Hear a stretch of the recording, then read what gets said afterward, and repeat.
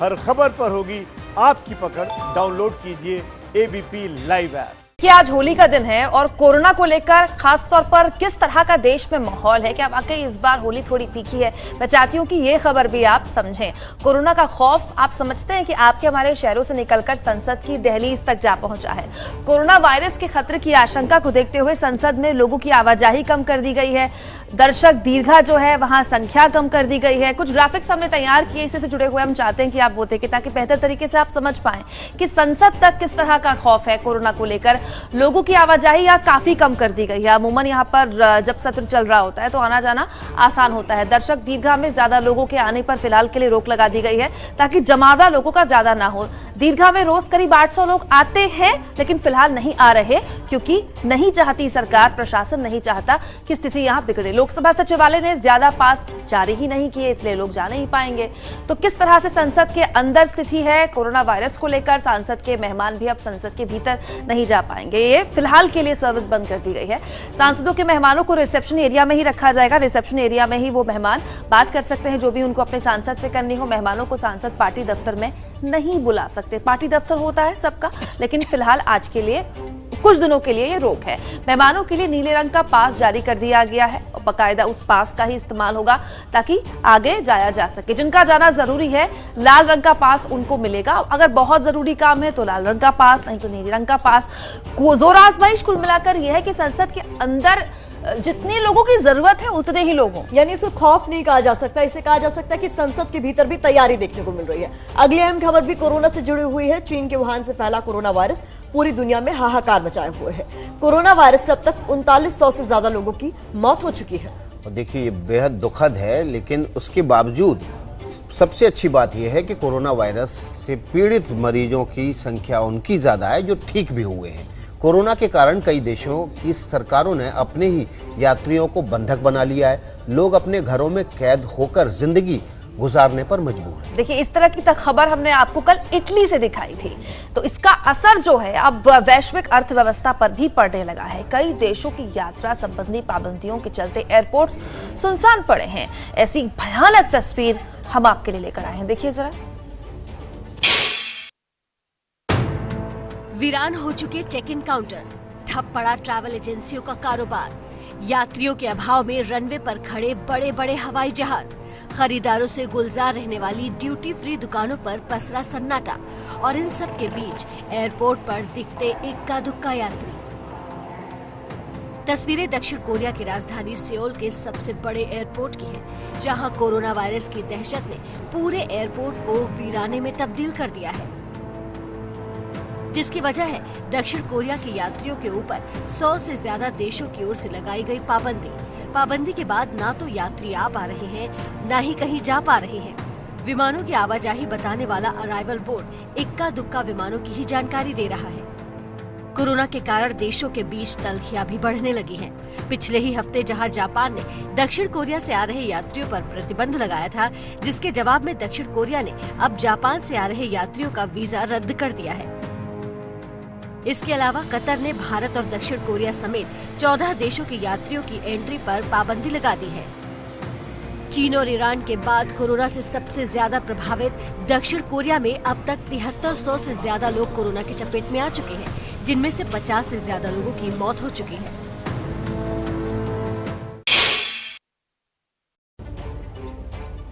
देखिए सबसे ज्यादा कोरोना वायरस फैलता है एक दूसरे के संपर्क में आने की वजह से, और यही वजह है कि तमाम देश जो है वो अपने यात्रियों को, दूसरे देश के यात्रियों को अपने आने से रोक रहे हैं। बढ़ते इसी खबर की अगली कड़ी की तरफ। दुनिया के 10 सबसे बड़े एयरपोर्ट में शुमार लंदन के हीथ्रो एयरपोर्ट का भी यही हाल है। कोरोना वायरस की दहशत के कारण हीथ्रो एयरपोर्ट पर सन्नाटा पसरा हुआ है।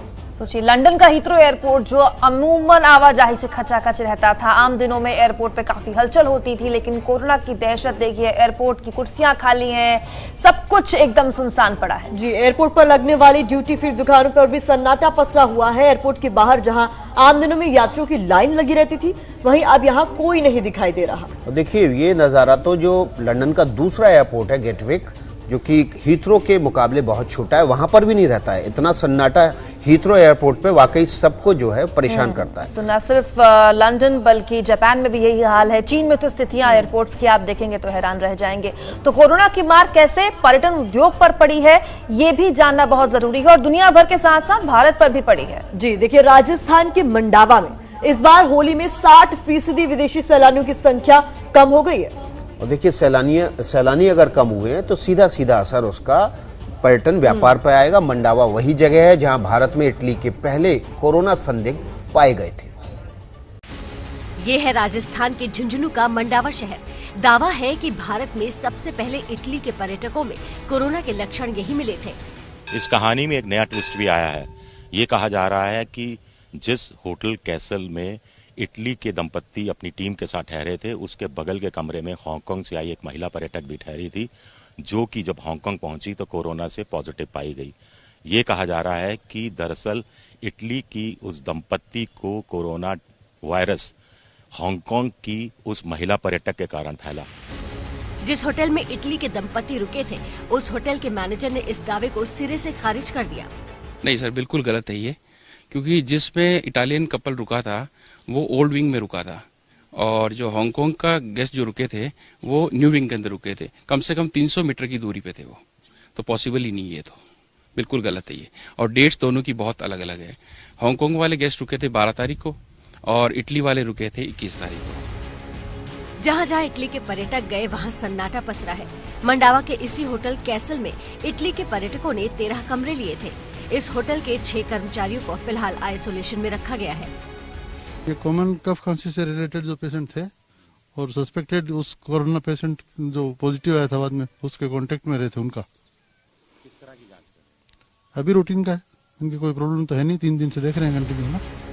राजस्थान के मंडावा में होली के वक्त विदेशी पर्यटकों की भरमार रहती है, लेकिन कोरोना के डर से इस साल 60% तक बुकिंग कैंसिल हो गई है। कोरोना के बाद से बिल्कुल अचानक से बहुत सी बुकिंग्स ऐसी हैं जो कैंसिल हो गई हैं। आप ये मानिए लगभग 55 to 60% का बुकिंग्स हैं वो कैंसिल हो गई हैं हमारे यहाँ। कोरोना की वजह से भारत में पर्यटन को बड़ा झटका लगा है। इटली के सैलानी मंडावा की इन्हीं गलियों से गुजरे थे, ऐतिहासिक हवेलियों को देखते हुए जो अपने भित्ति चित्रों के लिए मशहूर है। चीन के बाद इटली में सबसे ज्यादा 366 लोगों की मौत कोरोना की वजह से हो गई है। आज होली का दिन है, सभी को शुभकामनाएं। बढ़ते हैं अगली खबर की तरफ। ये खबर बाबा विश्वनाथ की नगरी वाराणसी से है। कोरोना के कारण वाराणसी में बाबा विश्वनाथ को छूने पर रोक लगा दी गई है। बाबा विश्वनाथ को मास्क पहनाया गया है। मंदिर में जगह जगह छूने से रोकने वाले पोस्टर भी लगाए गए हैं। पोस्टरों पर लिखा है, कोरोना की वजह से भगवान को स्पर्श न करें। मंदिर के पुजारी और भक्तों का कहना है कि स्पर्श दर्शन पर रोक लगाने से लोगों में जागरूकता आएगी। लोग एक दूसरे को भी स्पर्श कम करेंगे, क्योंकि स्पर्श से ही दरअसल ये वायरस सबसे ज्यादा फैलता है। जी, भगवान भोलेनाथ के 12 ज्योतिर्लिंगों में से एक काशी विश्वनाथ की बहुत मान्यता है। जो भी यहाँ आता है एक बार बाबा को छूना जरूर चाहता है, लेकिन कोरोना के थ्रेट को देखते हुए उनको स्पर्श करने पर रोक लगाने के पीछे दलील दे दी गई। हम लोग देख रहे हैं कि ये जो कोरोना वायरस एक संक्रामक बीमारी है, ये पूरे विश्व में फैली हुई है और इससे हम भगवान विश्वनाथ को मास्क पहना रहे हैं कि इससे सतर्कता फैले। और जो स्पर्श दर्शन जो लोग करते हैं, जिस प्रकार से भगवान को अगर ठंड लगती है तो हम लोग रजाई उड़ाते हैं, गर्मी होती है तो हम लोग वहाँ एसी या फैन लगवाते हैं, उसी प्रकार अगर ये संक्रामक बीमारी जो होती है तो हमने वहाँ मास्क पहना है कि उन्हें स्पर्श दर्शन न करें, क्योंकि वो एक दूसरे से फैले ना। कुछ ग्राफिक्स हमने तैयार किए हैं ताकि आप समझें कि दुनिया भर में इस वक्त कोरोना के मरीजों की संख्या क्या है, क्या स्थिति है, कौन से देश है जहां प्रकोप कोरोना का सबसे ज्यादा है। भारत में 44 मरीज सामने आ चुके हैं। 8 केरल, 19 दिल्ली, तेलंगाना में 1, राजस्थान में 1, यूपी में 8, हरियाणा में 1। इसके अलावा इनमें जो संख्या है उसमें 18 ही है केवल भारतीय, 26 विदेशी हैं। वो विदेशी जो भारत से जा रहे थे, भारत से होते हुए आ रहे थे।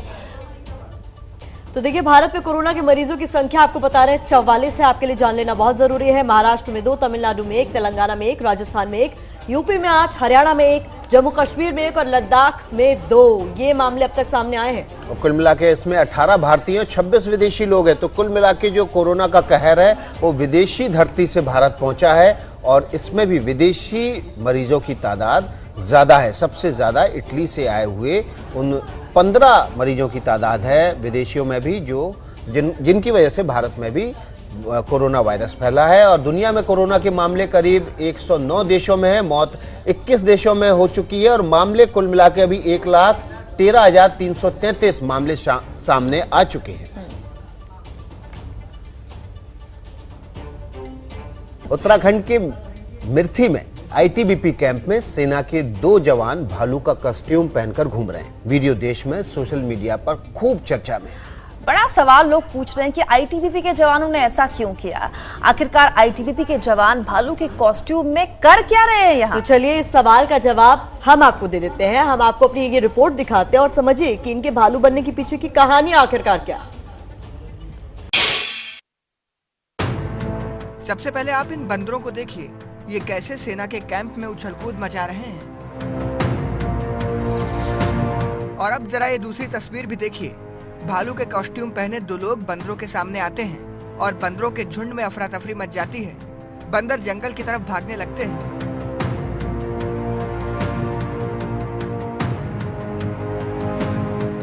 वीडियो आईटीबीपी के उत्तराखंड के मिर्थी में बने कैंप का है। कैंप घने जंगलों के बीच बना है। ऐसे में अक्सर जंगल से बंदर कैंप में आकर उत्पात मचाते थे। ऐसे में सेना के जवानों ने बंदरों के आतंक से निपटने के लिए अनोखा रास्ता ढूंढ निकाला और आईटीबीपी के 2 जवान भालू के कॉस्ट्यूम पहनकर बंदर के सामने आ गए। बस फिर क्या था, बंदर भालुओं को देखते ही दुम दबाकर जंगल की तरफ भाग गए। तो देखिए, मध्य प्रदेश में सियासी संकट जो है वो बढ़ गया है। मध्य प्रदेश में सरकार का संकट है। इस संकट के बीच बहुत बड़ी खबर आ रही है और ये खबर भोपाल से आ रही है। सूत्रों के हवाले से खबर है कि मध्य प्रदेश कांग्रेस के बड़े नेता ज्योतिरादित्य सिंधिया बीजेपी में शामिल होंगे। तो ये अब तक की सबसे बड़ी खबर है। मध्य प्रदेश के सियासी संकट में 19 विधायकों के बीजेपी खेमे में जाने के बाद अब ज्योतिरादित्य सिंधिया जो इस खेमे के नेता हैं वो बीजेपी में शामिल होंगे। इतना ही नहीं, बीजेपी के कोटे से राज्यसभा भी दी जाएगी ज्योतिरादित्य सिंधिया को। पूर्व मुख्यमंत्री शिवराज सिंह चौहान, पूर्व मंत्री नरोत्तम मिश्रा समेत 6:40 की फ्लाइट से भोपाल जा रहे हैं और भोपाल में शाम को विधायक दल की बैठक होगी, जहां पर हम शिवराज सिंह चौहान को विधायक दल का नेता चुना जाएगा। हमारे साथ ब्रजेश राजपूत हैं भोपाल से। ब्रजेश, क्या अपडेट है इस मामले में?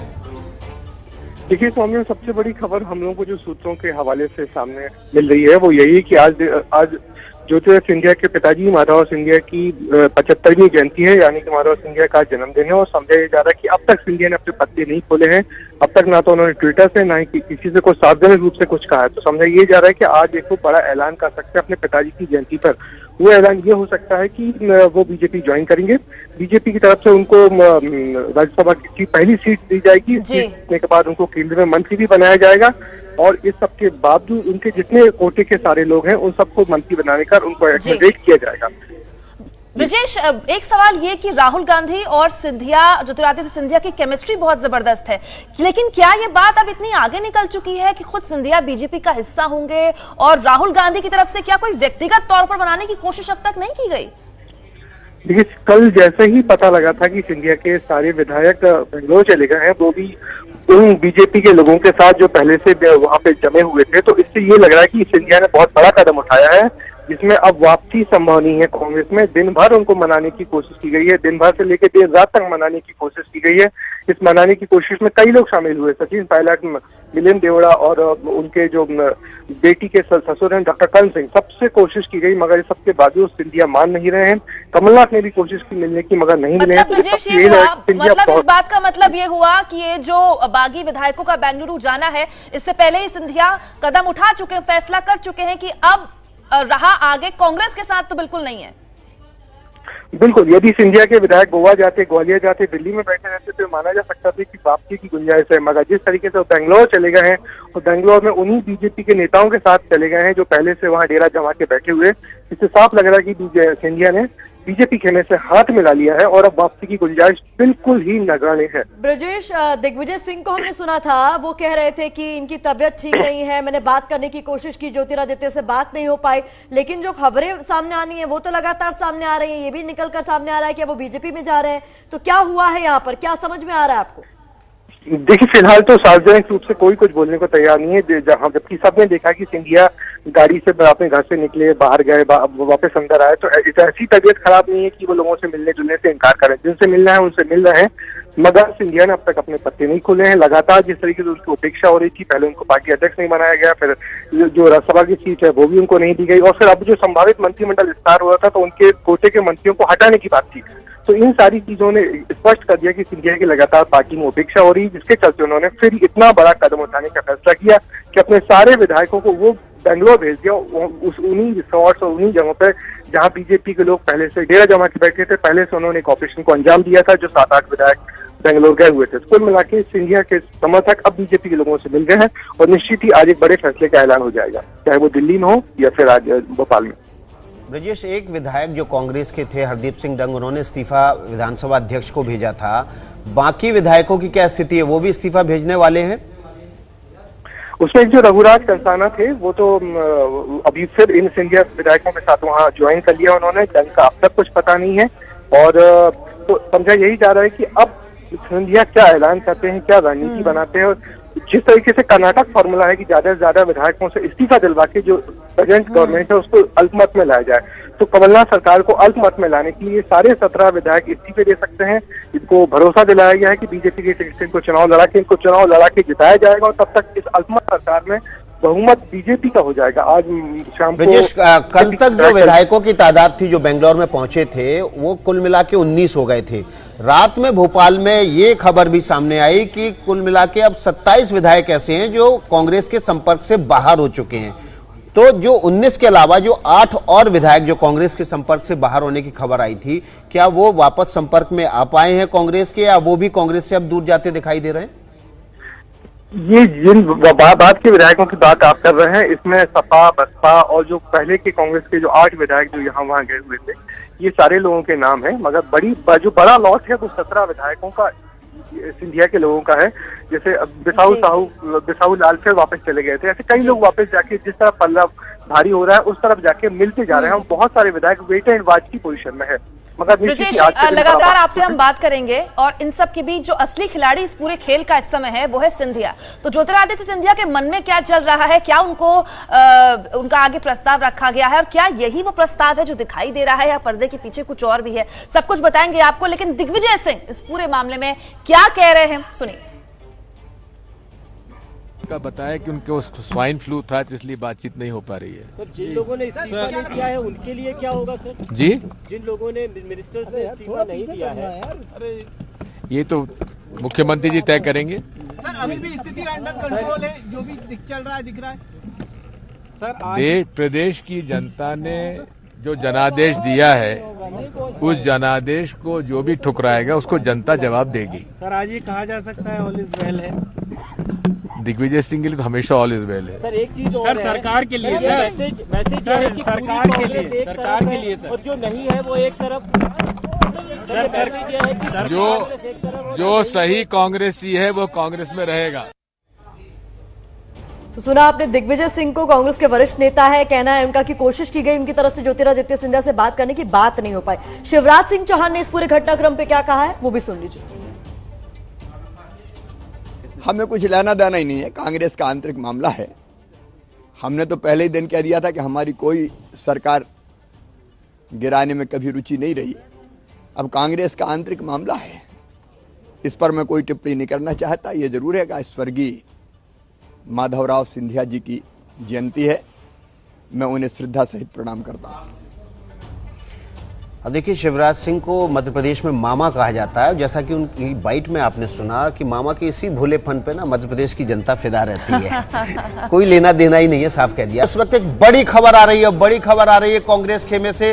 बेंगलोर में जो कांग्रेस के बागी विधायक हैं, 19 विधायक इस समय हैं, उसमें से एक विधायक हरदीप सिंह डंग पहले ही इस्तीफा दे चुके हैं, जबकि बाकी 18 एमएलए और मंत्री, बाकी 18 विधायक इस वक्त अपना इस्तीफा लिख रहे हैं। हम आपको ये बड़ी खबर दे रहे हैं, सभी 18 विधायक जिन्होंने अभी तक इस्तीफा नहीं दिया था, जो बेंगलोर के एक रिजॉर्ट में ठहरे हुए हैं, वे अपना इस्तीफा लिख रहे हैं। इन इस्तीफों को विधानसभा अध्यक्ष और राज्यपाल को मेल किया जाएगा और उसके बाद इन इस्तीफों की हार्ड कॉपी को लेकर पूर्व मंत्री, शिवराज सरकार में मंत्री रहे और सागर से विधायक भूपेंद्र सिंह इन इस्तीफों की हार्ड कॉपी लेकर भोपाल पहुंचेंगे और विधानसभा अध्यक्ष को और राज्यपाल को सौंपेंगे। लेकिन उससे पहले ये सभी विधायक अपना इस्तीफा राज्यपाल और विधानसभा अध्यक्ष को भेजने के बाद 12 बजे बेंगलोर में एक प्रेस कॉन्फ्रेंस करेंगे। बेंगलुरु की इस प्रेस कॉन्फ्रेंस में वे अपने निर्णय की जानकारी देंगे। तो इस वक्त की बड़ी खबर है, बेंगलोर से 12 बजे कांग्रेस के बागी विधायक प्रेस कॉन्फ्रेंस करने वाले हैं। इसमें वे सभी 19 विधायक जो कि इस वक्त बेंगलोर में एक रिजॉर्ट में ठहरे हुए हैं, वे मौजूद होंगे और अपने निर्णय की जानकारी देंगे।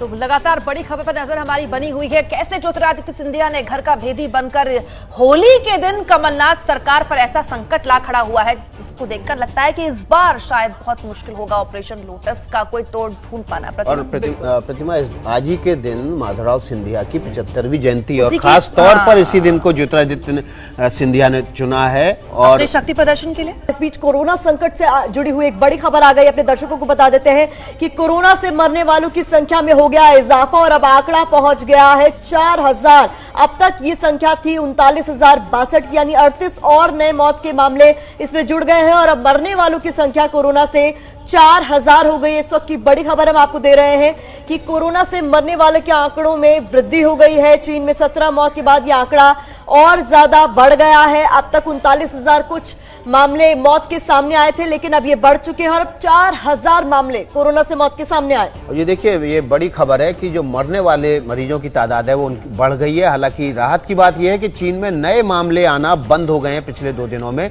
लेकिन उसके बावजूद जो पुराने मरीज थे उन्हीं में से डेथ टोल बढ़ता जा रहा है। जो मौतों की संख्या है वो बढ़ती जा रही है। दुनिया में कोरोना के जो कुल मामले हैं वो 109 देशों में अब तक सामने आए हैं।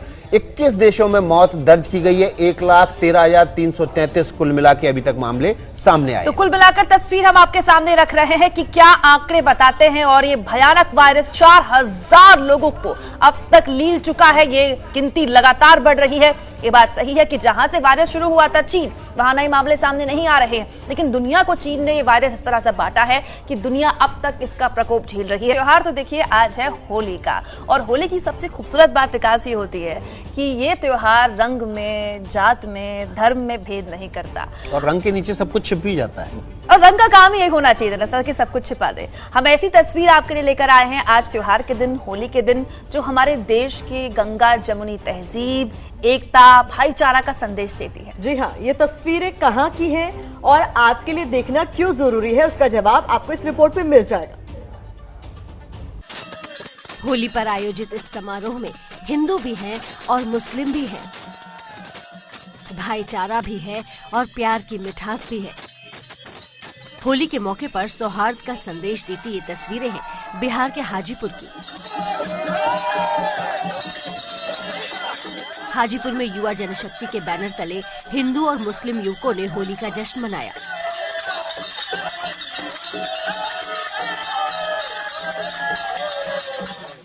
होली पर इस जश्न में शामिल हुए शाहिद ने बताया कि उन्होंने हिंदू भाइयों के साथ होली क्यों मनाई। होली सदियों से हिंदू मुसलमान सब मिल के मनाते हैं। ऐसा कहीं नहीं रहा है कि सिर्फ हिंदू मनाते रहे हैं। हिंदू, मुस्लिम, सिख, ईसाई सब भाई लोग मिलके मनाते रहेंगे। वर्तमान में जिस प्रकार से देश का माहौल है उसमें ये कार्यक्रम अपने आप में एक बहुत बड़ा साहसी कदम है। ऐसे आयोजन धर्म के नाम पर देश को बांटने वालों के लिए मुंहतोड़ जवाब है।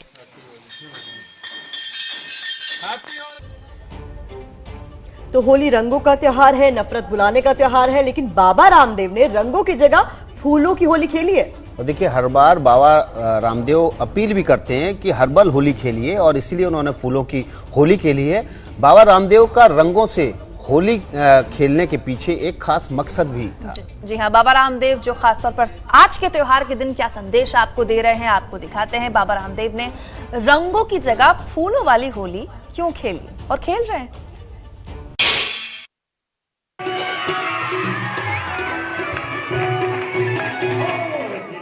बाबा रामदेव फूलों की होली खेल रहे हैं, रंगों की जगह लोगों पर फूलों की वर्षा कर रहे हैं।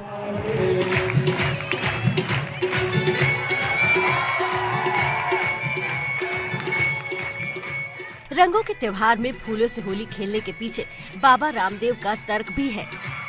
देश और दुनिया में कोरोना का कहर बरप रहा है। ऐसे में किसी भी प्रकार के केमिकल वाले रंगों से, पानी से, गोबर गारे हुड़दंगे से दूर रह करके आज हमने जो होली का पारंपरिक तरीका है फाल्गुनी नवसस्येष्टि का, इसमें हमने फूलों की होली खेली। बाबा रामदेव ने लोगों को केमिकल और पानी से बचने की हिदायत दी है।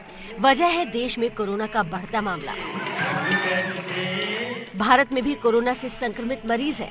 संक्रमित लोगों के संपर्क में आने से कोरोना होता है। ऐसे में उन लोगों से दूर रहना चाहिए जिनमें इस बीमारी के लक्षण हैं। यही वजह है कि लोगों को भीड़ भाड़ वाले इलाके से दूर रहने की सलाह दी जा रही है।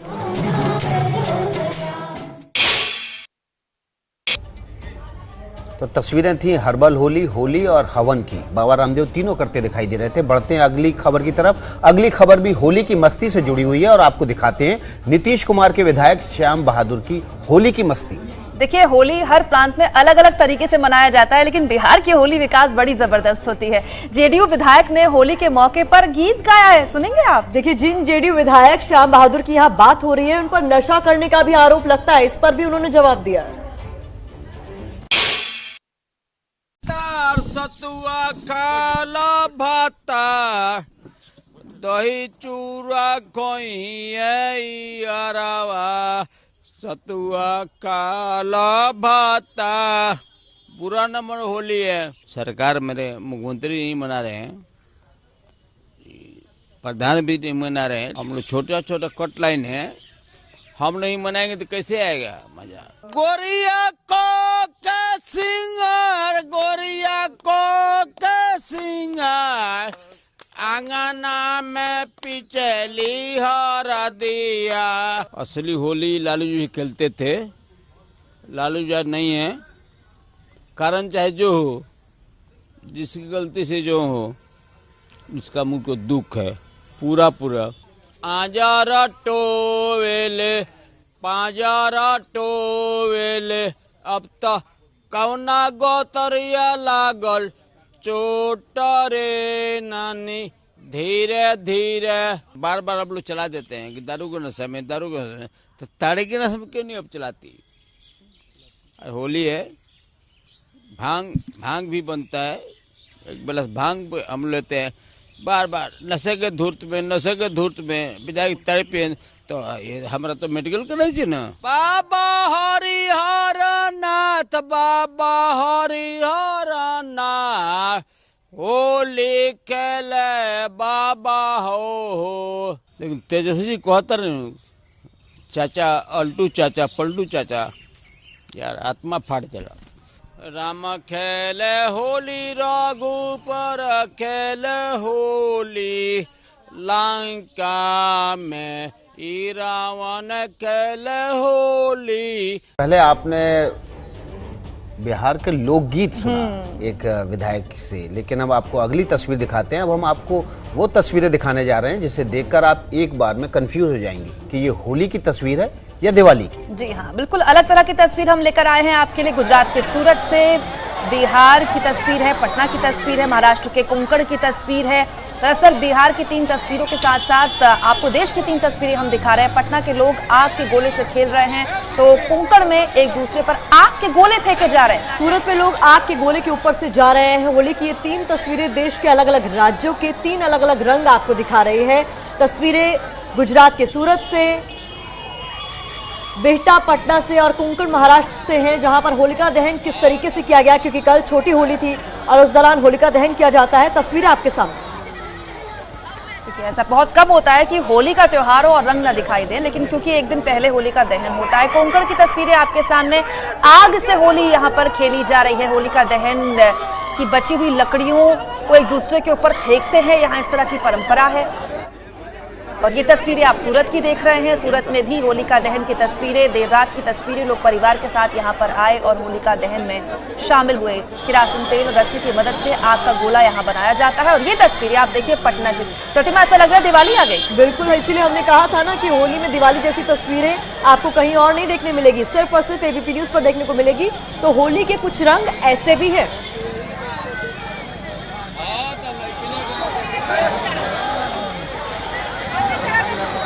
देखिए तस्वीरें में आपको देख पा रहे हैं कि किस तरह से आग के गोलों को घुमा के दिवाली जैसा नजारा पैदा किया जा रहा है पटना में।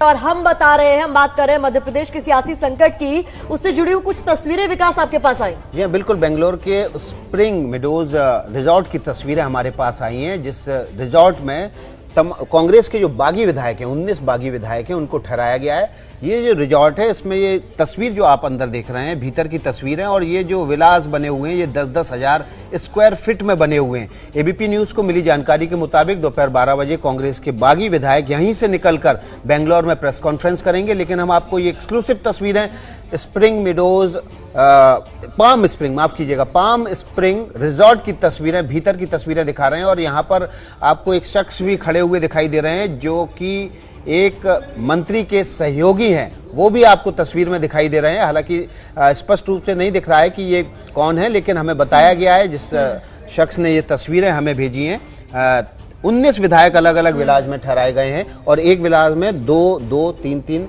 विधायक मौजूद हैं और 10-10 हजार स्क्वायर फीट के एरिया में ये विलास बने हुए। तो आज जो होली है इन विधायकों की इसी विला में बीतेगी। लेकिन 12 बजे प्रेस कॉन्फ्रेंस अगर करते हैं तो क्या बोलते हैं विधायक, तमाम बड़ी खबरों पर नजर हमारी बनी हुई है। मैं शेखर कपूर लेके आ रहा हूँ प्रधानमंत्री सीरीज 2 शनिवार रात 10 बजे।